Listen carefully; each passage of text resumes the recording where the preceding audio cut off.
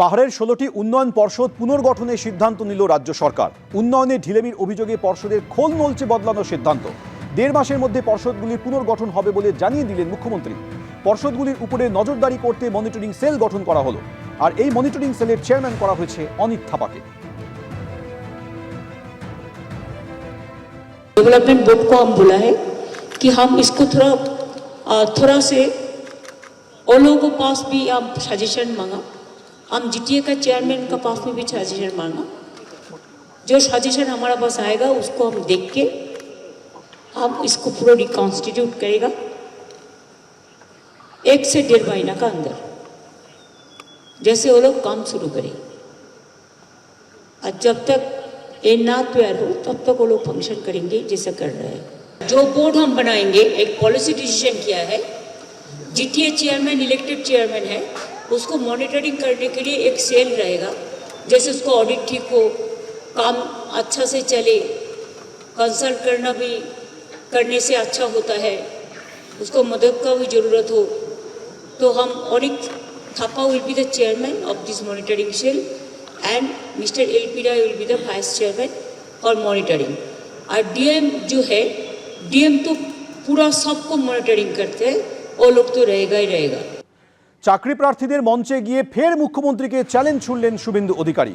26-এর ভোটে মুখ্যমন্ত্রীকে প্রাক্তন করার হুঁশিয়ারি দিলেন তিনি।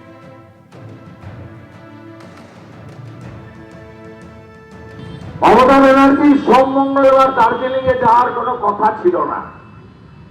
ওখানে তো আমার লোকজন আছে,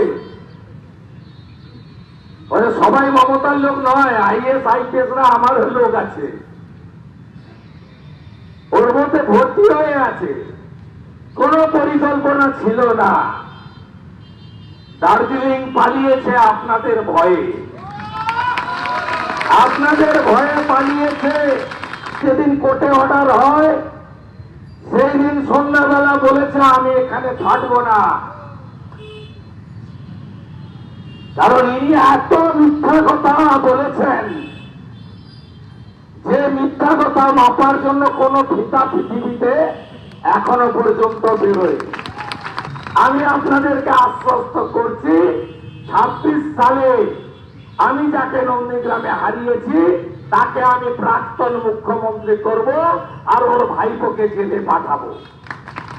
আমি আপনাদেরকে কথা দিয়ে যাচ্ছি, আমার কথা রেকর্ড করে রাখুন।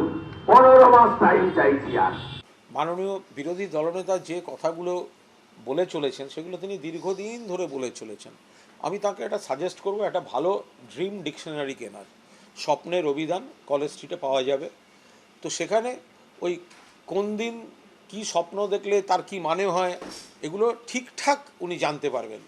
মানে একদম আপনি দেখলেন রাত্রিরে ঘুমোতে ঘুমোতে কি, তো তার মানে কী হয় জানতে পারবেন। এরকম রাতের ভুল স্বপ্ন দেখা, দিবা স্বপ্ন দেখা, একই কথা বলতে বলতে যাওয়া, এগুলো একঘেয়ে হয়ে যাচ্ছে। বাংলার মানুষ মমতা বন্দ্যোপাধ্যায়ের নেতৃত্বে, অভিষেক বন্দ্যোপাধ্যায়ের সেনাপতিত্বে তারা তৃণমূল কংগ্রেসের প্রতি আস্থা রাখবেন এবং বিজেপি দল এবং তাদের নেতারা বঙ্গ বিরোধী, বাংলার মানুষকে বঞ্চনা করা, বৈষম্য করা, প্রতিহিংসার রাজনীতি করেন।